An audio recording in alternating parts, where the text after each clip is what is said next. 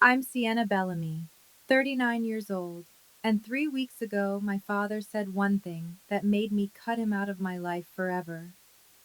When I became homeless with my 17-year-old son and asked my father for help, he looked me straight in the eyes and told me there was no room for me in his 4-bedroom house.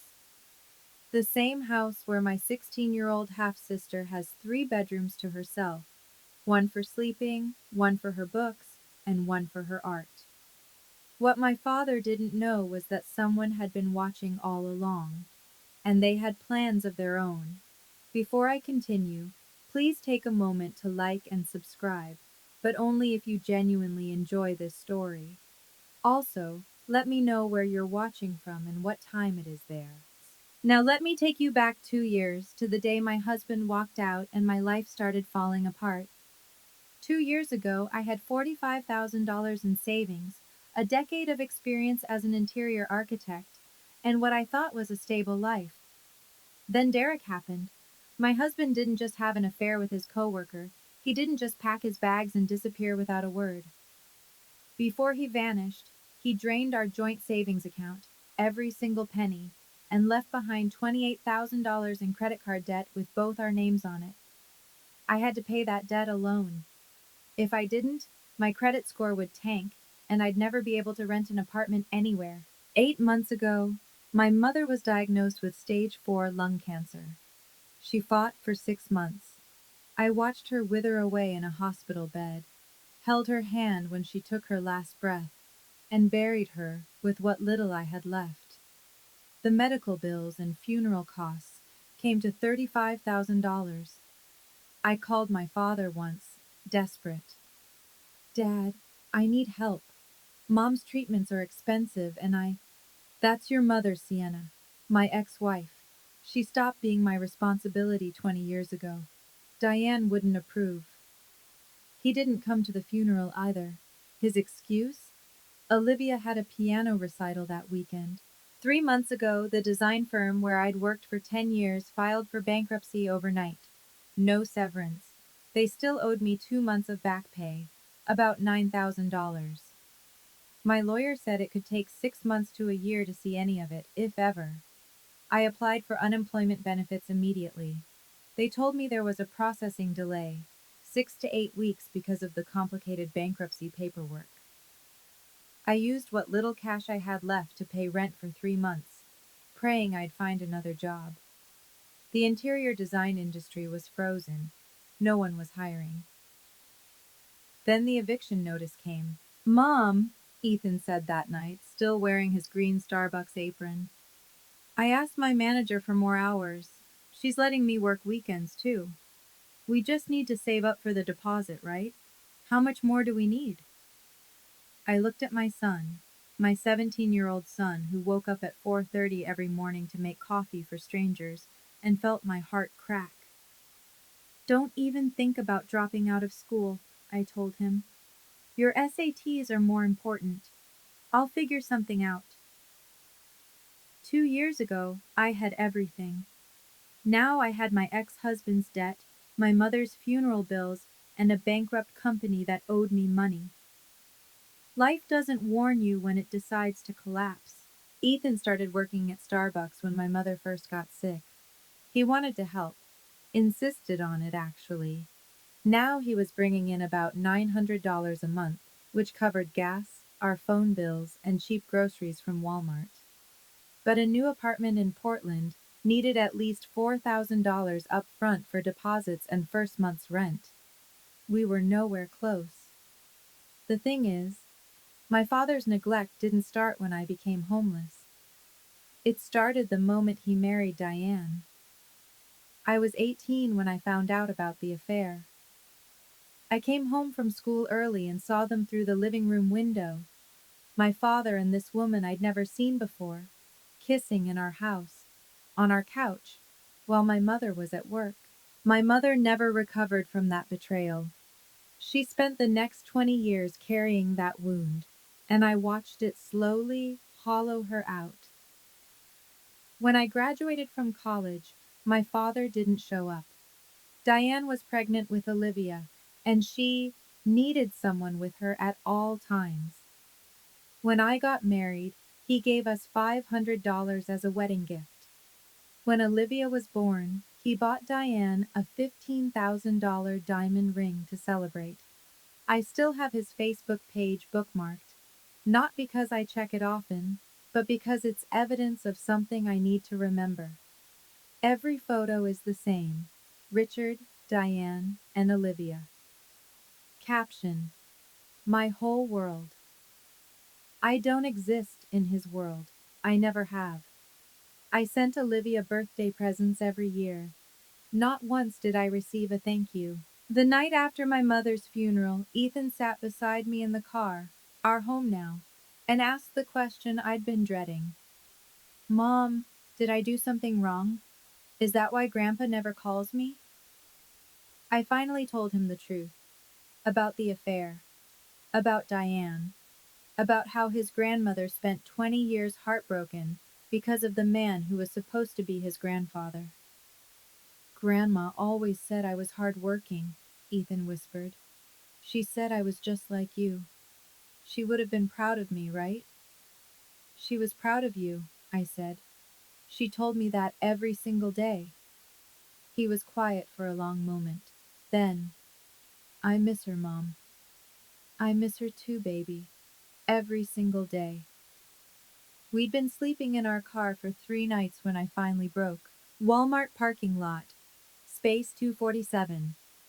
I memorized that number because I stared at the faded paint every night, trying not to think about how we'd ended up here. Ethan's alarm went off at 4:30. I watched him sit up in the back seat, rubbing his eyes, his breath fogging in the cold morning air. He grabbed his Starbucks uniform from the plastic bag we used as a makeshift closet. I'll be at the store before 5, he said.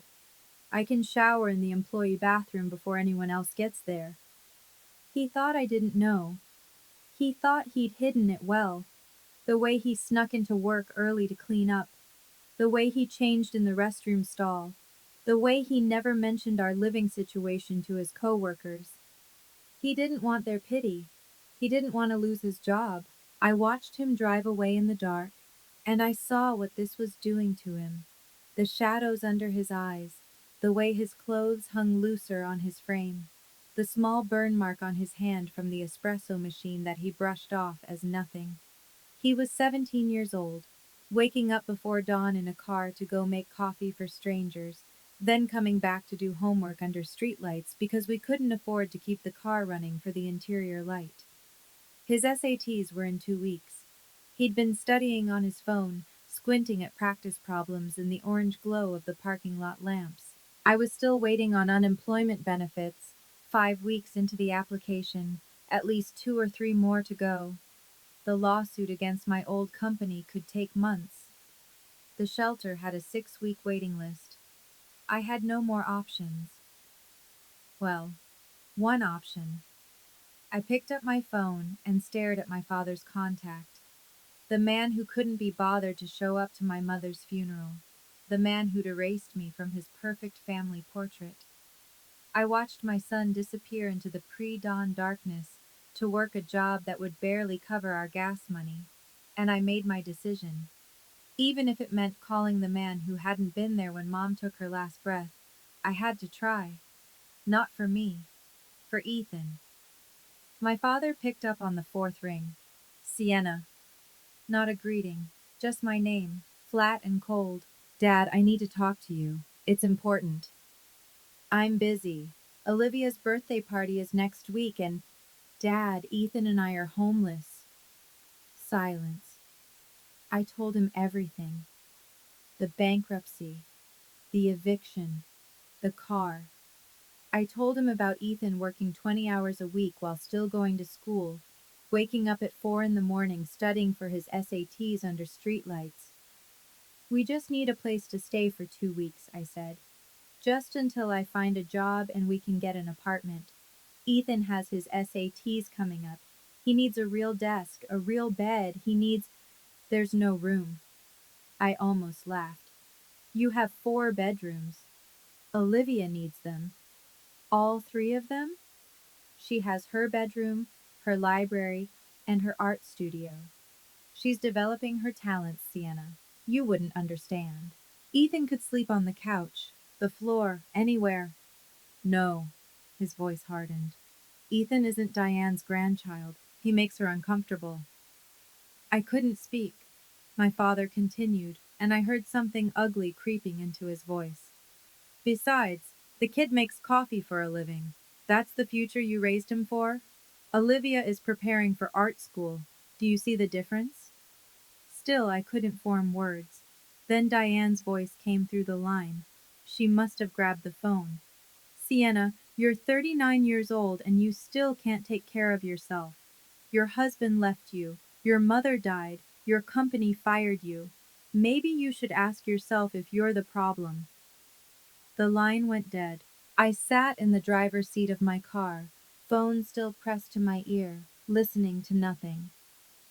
My father had just mocked my son for working, for helping our family survive, and Diane, the woman who destroyed my mother's marriage, had just told me that my mother's death was somehow my fault. I called back. My hands were shaking, but my voice came out steady, steadier than I expected. I wasn't finished, I said when my father picked up. Sienna, 4 bedrooms, Dad. Olivia needs. Ethan wakes up at 4 in the morning. Did you know that? Silence.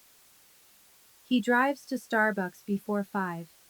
He showers in the employee bathroom because we don't have running water. He works 8 hours, then he does his homework in a parking lot. He's 17 years old. That's not my. You mocked him for working, for helping his family. I didn't mock. You said, the kid makes coffee for a living. Those were your exact words. My father's breath was heavy through the phone. I heard him struggling to find a response. Diane thinks it's best if. Diane. I let the name hang there. So Diane decides who lives in your house now? It's our house. Is it? Something shifted in his voice, a crack in the armor. What's that supposed to mean? It means I remember things, Dad. Things Grandma told me when I was little. About that house. About who it really belongs to. Don't. His tone turned sharp. Don't bring my mother into this. Why not? Does she know you didn't come to Mom's funeral? Does she know you're refusing to help your own granddaughter? Does she know you laughed at Ethan for having a job? My mother is 80 years old. She doesn't need to be bothered with. Then you better hope I don't need to call her. He hung up on me. I stared at the phone. My hands had stopped shaking. For the first time in 20 years, I'd pushed back. And I'd heard something in my father's voice that I hadn't expected. Fear. I didn't realize Ethan was awake until I heard him sniffle. He was sitting in the back seat, still in his Starbucks uniform. The green apron was stained with coffee, and there was a fresh red mark on his hand, another burn from the espresso machine. He must have gotten back from his shift while I was on the phone, and I hadn't even noticed. He'd heard everything. Mom, his voice cracked. Did Grandpa really say that? About my job? I turned around to face him. The parking lot lights cast orange shadows across his face, and I could see the tear tracks on his cheeks. Ethan, I work really hard. He was trying not to cry, but his shoulders were shaking. I wake up early. I do everything they ask. My manager says I'm one of the best baristas she has. I know, baby. Grandma. He stopped, swallowed. Grandma always said she was proud of me. She said working hard was nothing to be ashamed of. She said I was just like you. She did say that, every time she saw you. But Grandpa, he wiped his face with the back of his hand. He didn't even come to her funeral, Mom. He didn't help when she was sick. And now he's making fun of me for having a job while we're living in a car. I reached back and took his hand, the one with the burn mark. I know it hurts, I said. But listen to me. Your grandmother was proud of you. She told me that every single day. And the man who couldn't bother to show up at her funeral doesn't get to define your worth. Ethan was quiet for a long moment. Then he asked, "Who's this grandma you mentioned on the phone? The one who told you things about the house?" I hesitated. I'd never told him about his great-grandmother.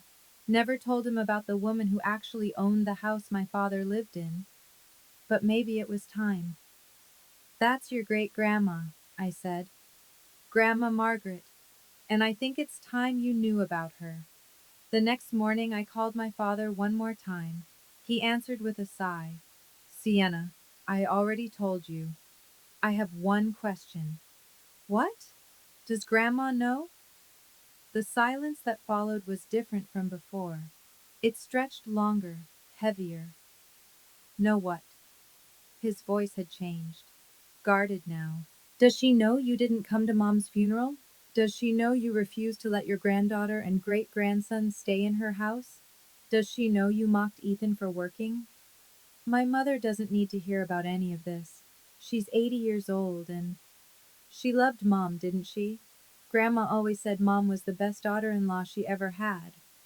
"Sienna, she was furious when you had the affair. I remember. I was 18, but I remember the things she said to you. That was 20 years ago. Was it? Because I'm pretty sure she never forgave you. And I'm pretty sure if she found out about all of this, the funeral, the house, the way you talked about Ethan, she'd have something to say about it." My father's breath came harsh through the phone. "You wouldn't. I don't want to. I'm asking for 2 weeks. A corner of your house. A place for Ethan to sleep and study. That's it." "I already said no. Diane, then I hope you're ready for Grandma to find out what kind of man her son has become."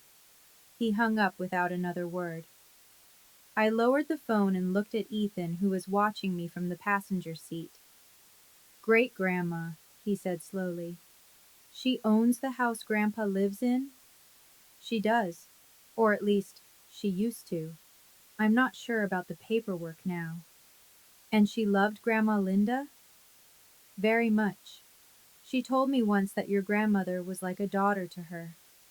Ethan was quiet. Then, "Are we going to call her?" I stared at my father's contact one more time. The man who'd hurt my mother, who'd abandoned me, who'd laughed at my son. "Yeah," I said. "I think we are." That evening, I drove out to my father's neighborhood. Ethan was asleep in the back seat, exhausted from another 8-hour shift. I parked on a side street, about a block away, where I could see the house without being seen. The colonial two-story looked exactly as I remembered it. White siding, black shutters, a manicured lawn that Diane probably paid someone else to maintain. 2 luxury cars sat in the driveway, a Mercedes and a BMW. The porch light was on, casting a warm glow that made everything look perfect. Welcoming. What a lie. A memory surfaced. Me, 10 years old, walking through that house with Grandma Margaret. She'd held my hand and pointed to the crown molding, the hardwood floors, the bay window in the living room. "This house is mine, Sienna," she'd told me. "I let your father live here because he's my son, but it belongs to me. And someday when you're older, it'll be yours."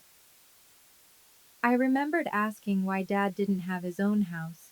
Grandma had smiled, but there was something sad in it. "Your father has always needed someone to take care of him. First me, then your mother. Now." She'd trailed off, shaking her head. "Now Diane," I thought, finishing the sentence 29 years later. Another memory. Grandma sitting with my mother in this very house after the affair came out. Mom was crying, and Grandma was holding her hands.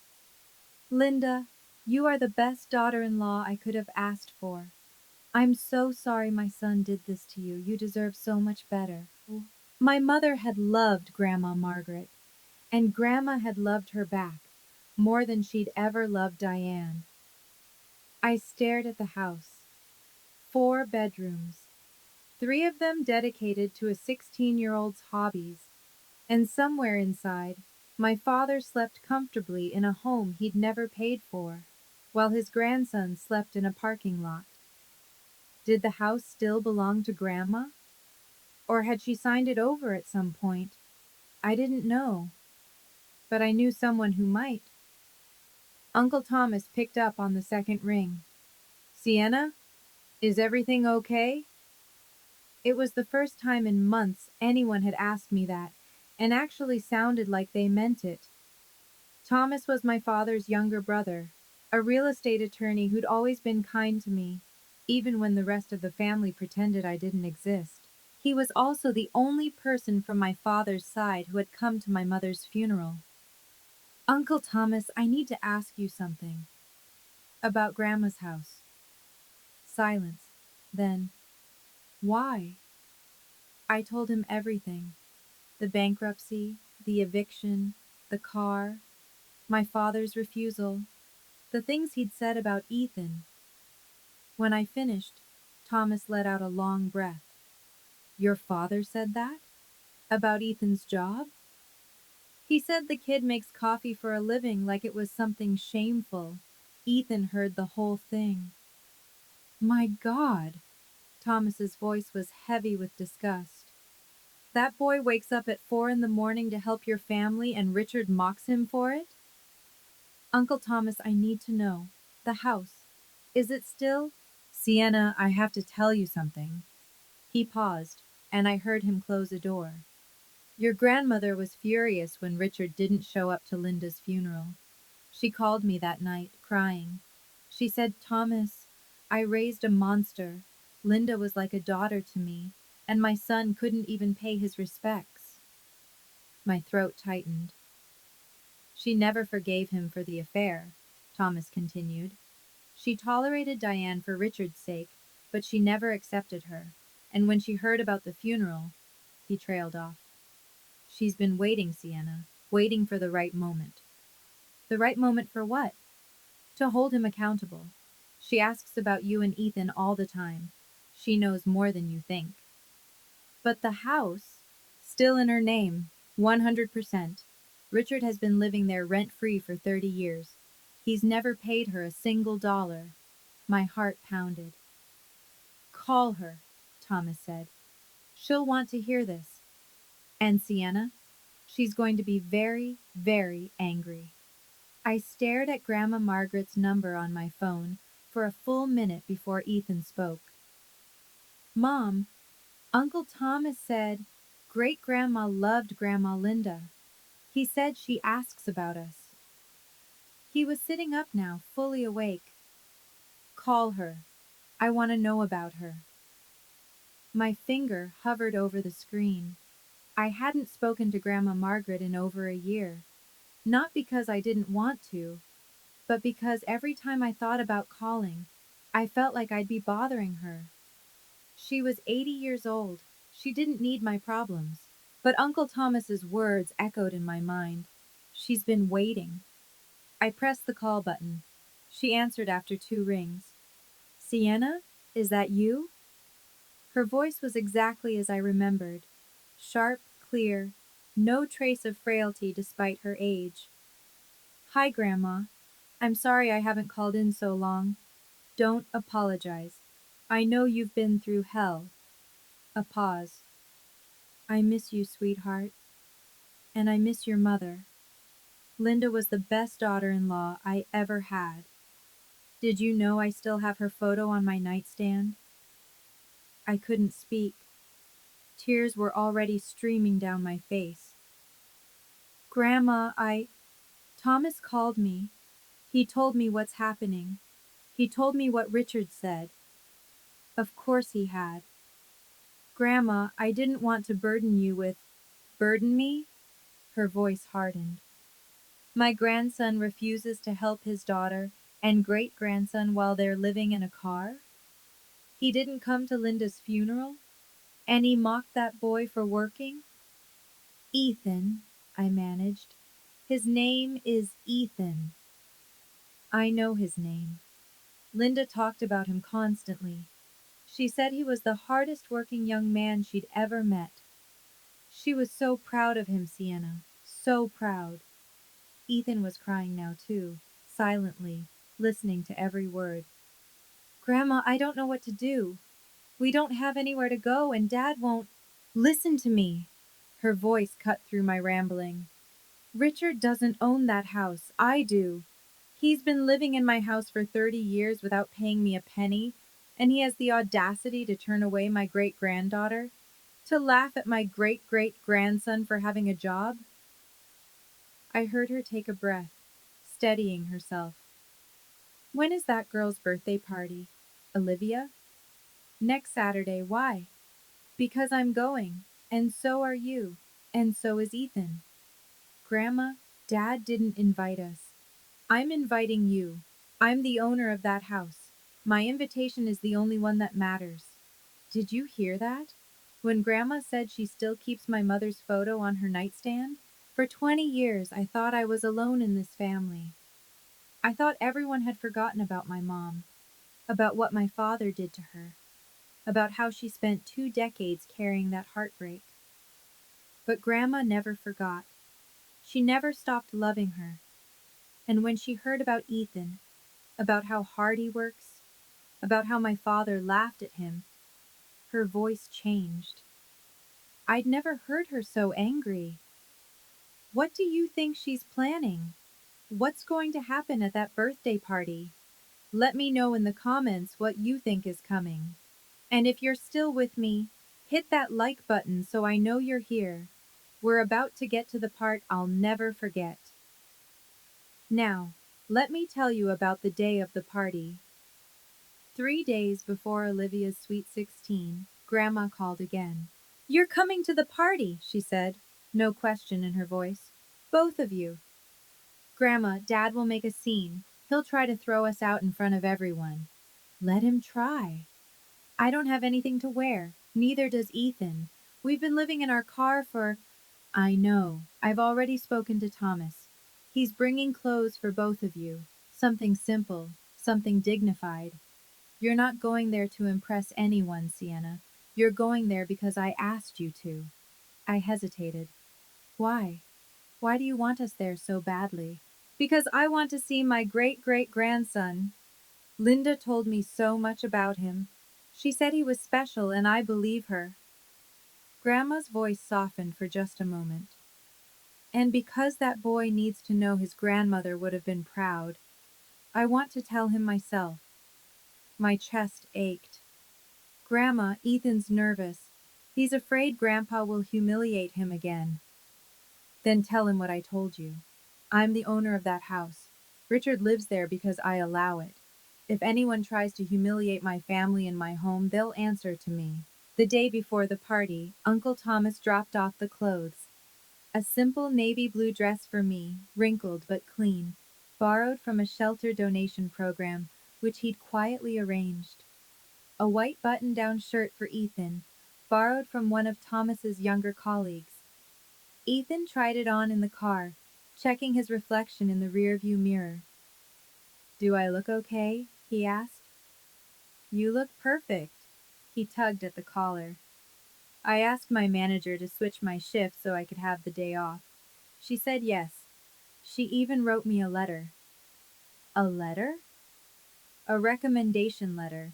For college applications. She said I'm one of the most dedicated employees she's ever had. He paused. I wanted to show great-grandma, so she knows I'm not what Grandpa said I am. I reached over and straightened his collar. She already knows, Ethan, but I think she'd love to hear it from you. The party was everything I expected, and nothing I was prepared for. Ethan and I pulled up to the house in our beat-up Honda, the same car we'd been sleeping in for weeks. The contrast was almost laughable. Luxury cars lined the driveway. Mercedes, BMWs, a Lexus SUV.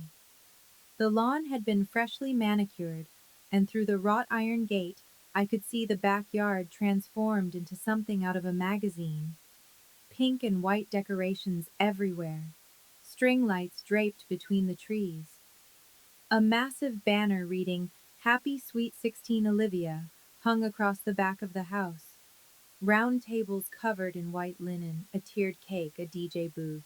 50 people, maybe more, milling around in cocktail dresses and tailored suits.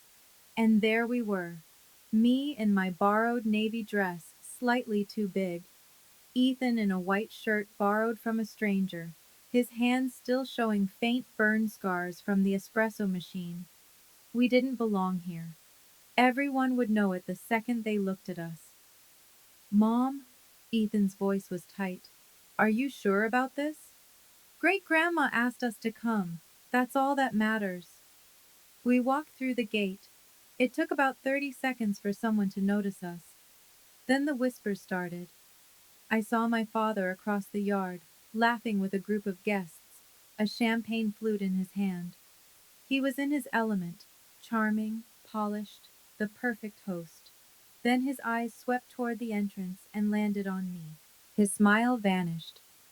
He said something to the guests and started walking toward us. Diane appeared beside him almost immediately, her face twisted with barely concealed rage. What are you doing here? Diane hissed as they approached. And why did you bring him? I kept my voice calm. Grandma Margaret invited us. She has no right to invite anyone to our house. I looked at Diane, really looked at her. Your house? I said quietly.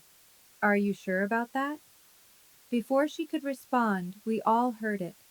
A car door closing, footsteps on the pavement. I turned toward the gate. Grandma Margaret had arrived. My father grabbed my arm, pulling me toward the side of the house, away from the main party. But we weren't far enough. Guests could still see us. Some were already watching. Sienna. His voice was low, dangerous. I told you not to come. And I told you Grandma invited me. This is Olivia's day. You're not going to ruin it. Diane stepped closer, her heels sinking into the grass. You need to leave, both of you. Now. We're not going anywhere.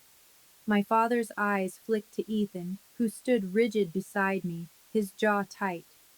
And you brought him. Richard's lip curled. The coffee boy.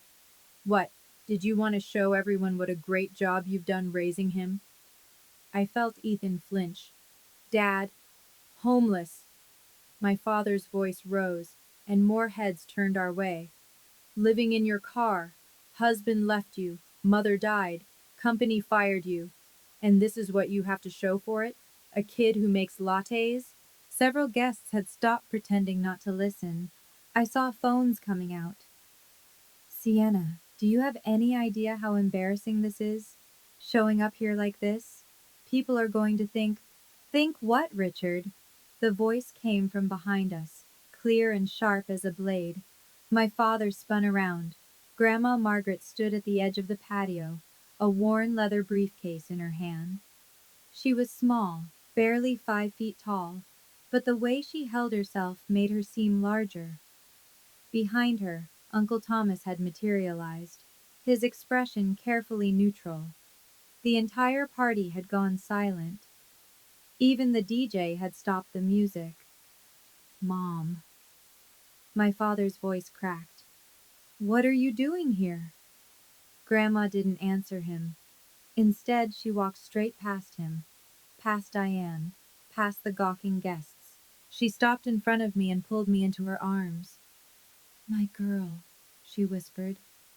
I'm so sorry I wasn't there sooner.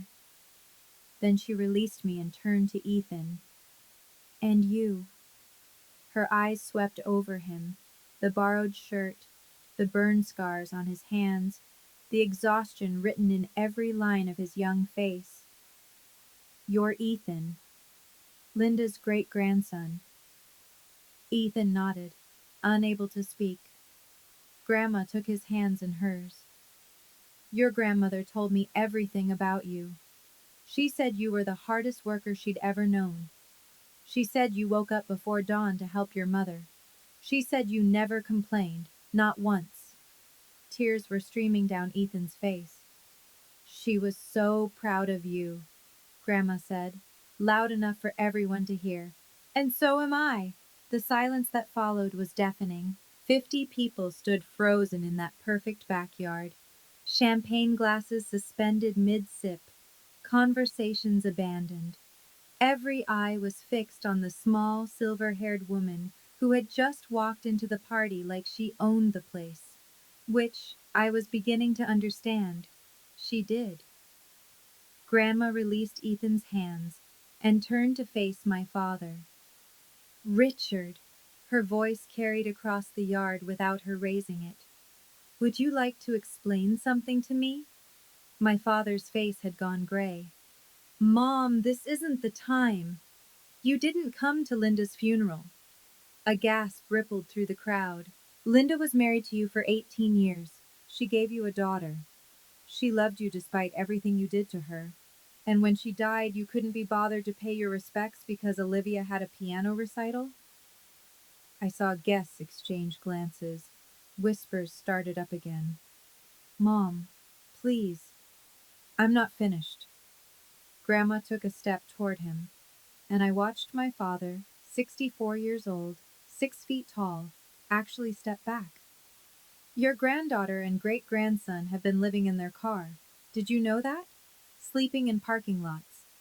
Ethan wakes up at 4 in the morning to go to work, then studies for his SATs under streetlights.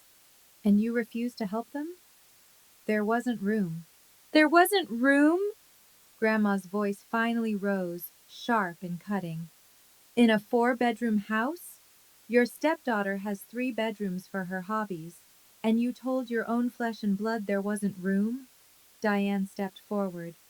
Margaret, with all due respect, I'm not speaking to you. Diane's mouth snapped shut. And another thing. Grandma turned back to Richard. Thomas told me what you said about Ethan, about his job. My father's face went from gray to white. You mocked that boy.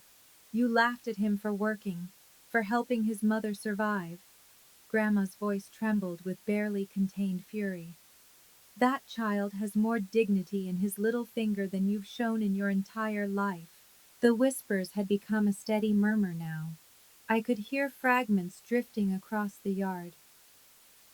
Didn't go to the funeral? Living in a car? Really? Mocked the kid for having a job? My father's carefully constructed image was crumbling in real time, and everyone was watching it happen. Mom. Richard's voice had taken on a pleading note. Can we talk about this privately, please? Privately? Grandma laughed, but there was no humor in it. You humiliated Sienna and Ethan publicly. You mocked that boy in front of his mother. You told your daughter she wasn't welcome at her own sister's birthday party. Why should you get the courtesy of privacy? This is my house. No, Richard, it isn't. The murmurs stopped. The silence was absolute. Diane stepped forward, her face flushed with anger. Now wait just a minute. This is our home. We've lived here for 30 years. Grandma's voice was ice. You've lived here for 30 years, rent-free, in a house that belongs to me. That's not, Diane started. Be quiet. Grandma didn't even look at her. You're the woman who broke up my son's first marriage. You don't get to speak to me about what's fair. The crowd erupted in whispers again. I saw several people filming now, phones held up openly. A young voice cut through the noise. Dad? What's going on? Olivia had appeared at the edge of the gathering, her sweet 16 tiara slightly askew. She was looking between Grandma, our father, and me with complete bewilderment. Who is she? Olivia pointed at me. Why is everyone saying she's your daughter? My father opened his mouth, closed it, opened it again. He had no answer, because the answer was too ugly to say out loud. He had spent 16 years pretending I didn't exist. And now his perfect illusion was shattering in front of everyone he'd been trying to impress. Grandma Margaret opened her worn leather briefcase. The movement was slow, deliberate. Every person in that backyard watched as she pulled out a stack of papers and held them up for everyone to see. "This is the deed to this house," she said, her voice carrying clearly across the silent crowd. "Registered in my name, Margaret Elizabeth Bellamy. It has never been transferred. It has never been sold. This house belongs to me." My father's face went completely white. "Mom, you promised this house would be mine. I said it would be yours when you deserved it." Grandma's eyes were hard as flint. "Do you deserve it, Richard? After everything you've done? You cheated on Linda. You abandoned your daughter. You didn't come to your ex-wife's funeral. You refused to help Sienna when she was homeless. And you mocked your own great-grandson for working." She let each accusation land like a blow. "You've been living in my house for 30 years, rent-free, while behaving like this. Do you truly believe you deserve to own it?" Uncle Thomas stepped forward.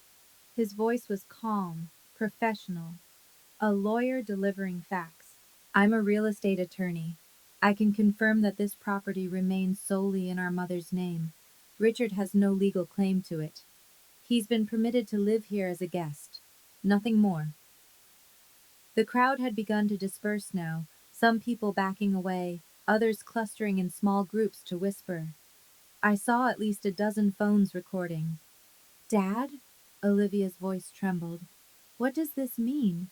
Is this not our house?" My father said nothing. It was Grandma who answered. "It means, child, that your father has been living a lie, and it's time for the truth to come out."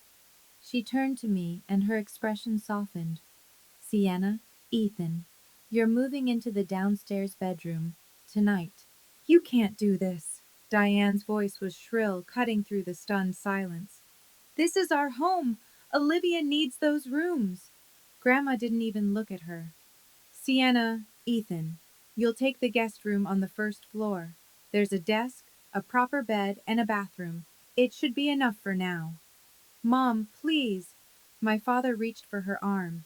Grandma stepped back, out of his reach. "Don't touch me." Her voice was quiet, but lethal. "You've had 30 years to be a decent human being, and you've failed at every turn." "What about Olivia?" Diane grabbed her daughter's arm, pulling her close. "She has her art studio, her library. She needs those spaces." "Olivia needs one bedroom." Grandma's tone brooked no argument. "Like every other teenager. She doesn't need 3 rooms for hobbies while her nephew sleeps in a car." She turned to Ethan. "You," she said, her voice softening. "You need a real place to study, to sleep, to rest after working those long shifts. Your grandmother would have wanted that for you. And so do I." Ethan couldn't speak. He just nodded, tears still streaming down his face. Uncle Thomas spoke up again, his lawyer voice back in place. "If Richard and Diane refuse to comply with the property owner's wishes, I can assist my mother in initiating formal eviction proceedings. Under Oregon law, they would have 30 days to vacate. That is the legal right of any property owner." Guests were leaving now, slipping away quietly. No one was saying goodbye to my father. No one was offering congratulations to Olivia. The party was over. I stepped closer to Richard. "I didn't want this," I said quietly. "You could have given us 2 weeks. That's all I asked for. 2 weeks, and none of this would have happened." He didn't respond. Didn't even look at me. Diane pulled Olivia toward the house, both of them crying. I watched my father stand there, alone in his perfect backyard, surrounded by empty tables and abandoned champagne glasses. For the first time in my life, I didn't feel sorry for him. My father tried one last time. "Mom," his voice cracked. "Can we please discuss this in private? This is humiliating." "Humiliating?" Grandma's eyes flashed. You humiliated Sienna by calling her a failure in front of your guests. You humiliated Ethan by mocking his job. You humiliated yourself by choosing a piano recital over your ex-wife's funeral. Don't talk to me about humiliation. I can explain. You've had 20 years to explain. I'm done listening. Diane stormed out of the house, Olivia trailing behind her. The girl's mascara was running, her tiara discarded somewhere inside. Her sweet 16 had become a nightmare, and I could see she didn't fully understand why. Grandma Margaret, Olivia's voice was small, confused. I don't, I don't understand what's happening. Who is Sienna? Why does everyone keep saying she's my sister? The anger in Grandma's face softened just slightly. Child, that's not your fault. Your parents chose to lie to you about your family, but Sienna is your half-sister. She's Richard's daughter from his first marriage, to a woman named Linda, who died 8 months ago. Your father didn't tell you about any of this because he wanted to pretend his first family never existed. Olivia turned to our father. Dad? Is that true? Richard said nothing. His silence was answer enough. Olivia looked at me then, really looked at me, took in my borrowed dress, my tired eyes, the exhaustion written into every line of my face. You're my sister? She whispered. Half-sister, I said gently. But yes. And you were living in your car? While I had 3 bedrooms? It's not your fault, Olivia, you didn't know. Her face crumpled. I'm so sorry. Grandma placed a hand on Ethan's shoulder. Your grandmother Linda was the kindest woman I ever knew, she told him quietly. She would have been so proud of who you've become. Don't let anyone, especially Richard, make you doubt that. Ethan nodded, wiping his face with the back of his hand. Thank you, he managed, for saying that. I'm not just saying it, I mean it. Did you see the moment when Grandma told Ethan that his grandmother would have been proud? He broke down. My 17-year-old son, who had spent weeks waking up at 4 in the morning, working 8-hour shifts, never complaining, he finally let himself cry. Because for the first time since my mother died, someone from my father's family acknowledged him, told him he mattered, told him his grandmother's love wasn't forgotten. And Olivia. She had no idea about any of this. She didn't know I existed. She didn't know our father had skipped a funeral for her piano recital. She was just a kid caught in the middle of her parents' lies. Here's my question for you. Should I forgive my father after everything he's done? Or are some boundaries necessary for survival? Tell me what you think in the comments. And if you want to hear how this ends, stay with me. We're almost there. The party was completely over. The last guests filtered out through the gate, many of them pausing to squeeze my hand or pat Ethan on the shoulder as they passed. A few women I'd never met hugged me, murmuring words of support. I had no idea Richard had another daughter, one of them said, shaking her head. He always talked about his family like you didn't exist. That's because, to him, I didn't. A neighbor, a man in his 60s who'd apparently known my father for 15 years, stopped in front of Ethan. Son, I heard what your grandfather said about your job. He looked directly into Ethan's eyes. Working hard at your age, helping your mother like you do, that's something to be damn proud of. Don't let anyone tell you otherwise. Thank you, sir, Ethan managed. The man nodded, then turned to walk away. As he passed my father, he didn't say a word, didn't even look at him. That's when I noticed my father was still standing in the same spot, alone.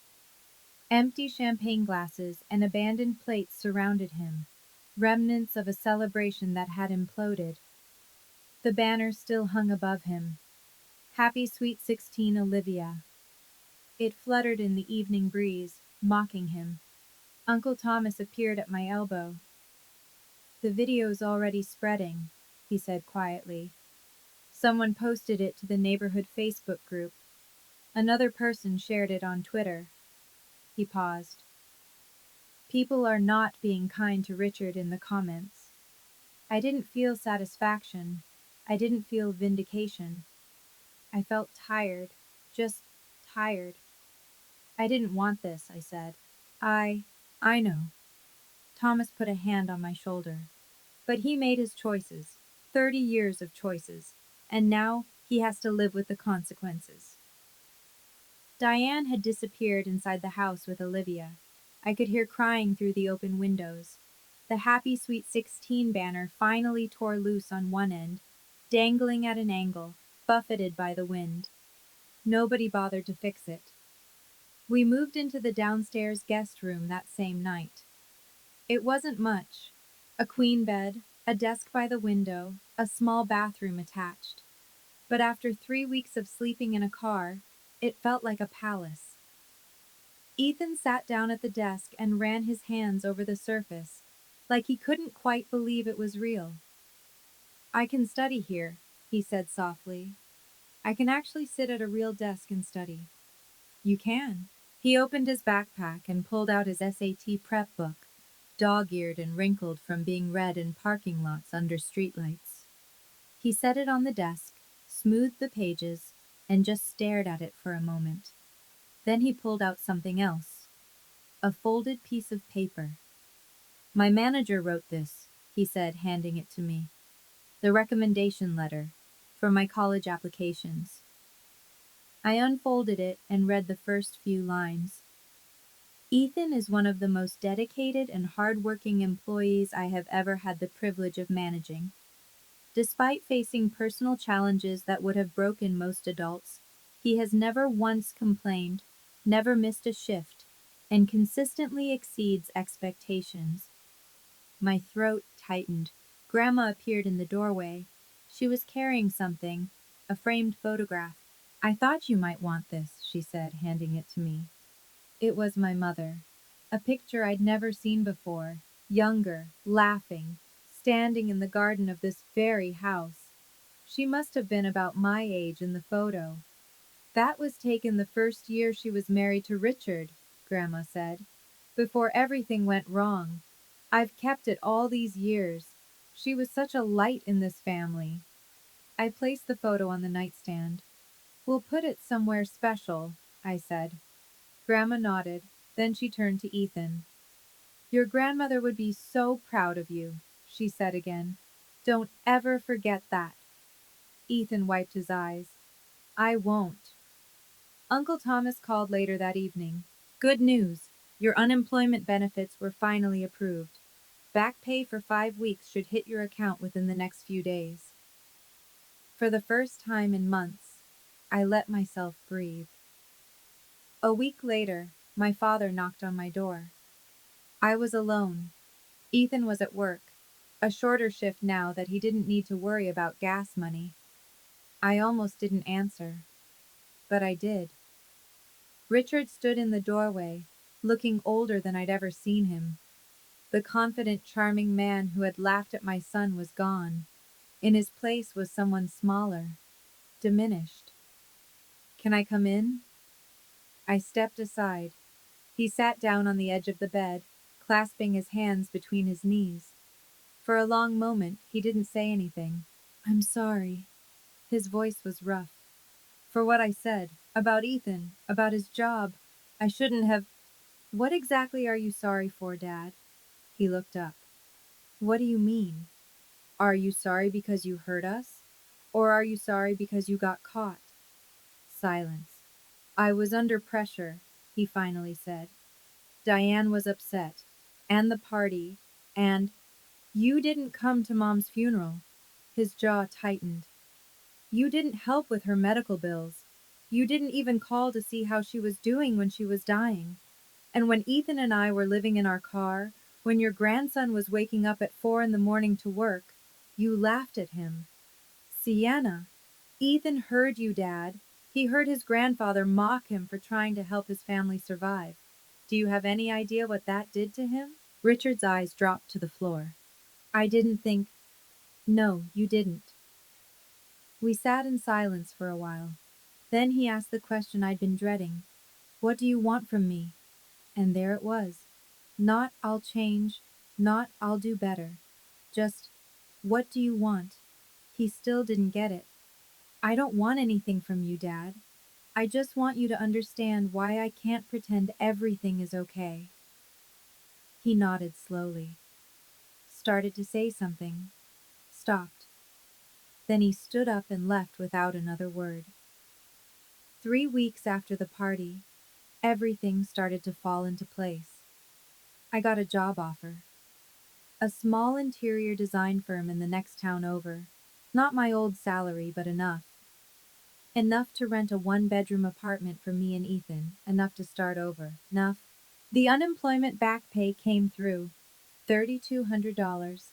I used it to pay off the last of Derek's credit card debt. It felt like cutting a chain that had been wrapped around my neck for 2 years. Ethan took his SATs. When the scores came back, he was in the top 15% nationally.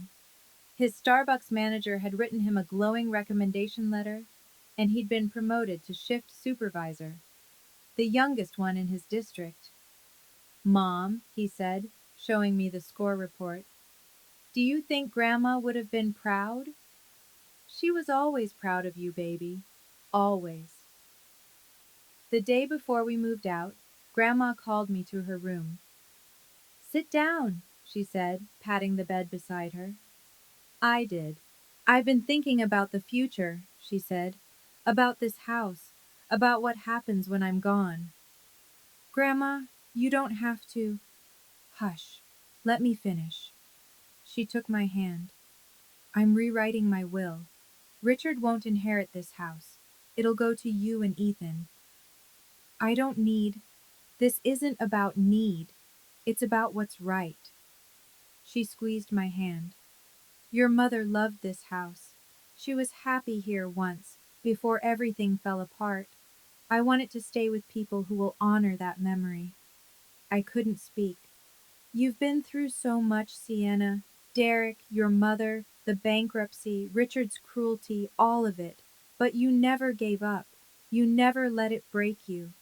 She smiled, her eyes bright with tears. Linda would be so proud of the woman you've become. I hugged her then, this tiny, fierce woman who had stood up for me when no one else would. Thank you, I whispered, for everything. Thank me by living a good life, she said. That's all I ask. The day I moved out, I sent my father one final message. Dad, I want you to know that I don't hate you. I spent too many years hoping you'd change, hoping you'd see me, hoping I could earn a place in your new family.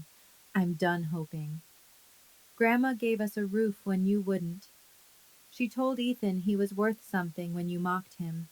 She remembered Mom when you couldn't even show up to her funeral. I'm not cutting you off out of anger.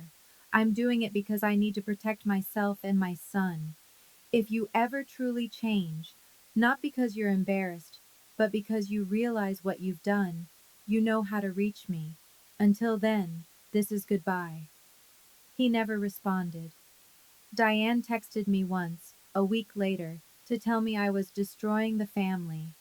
I didn't reply, but Olivia, sweet, confused Olivia, reached out 3 days after we moved. Sienna, I'm sorry about everything. I didn't know about you or about what happened with Dad. I feel so stupid. I had 3 bedrooms for my stuff while you and Ethan had nothing. I'm really, really sorry. I wrote back.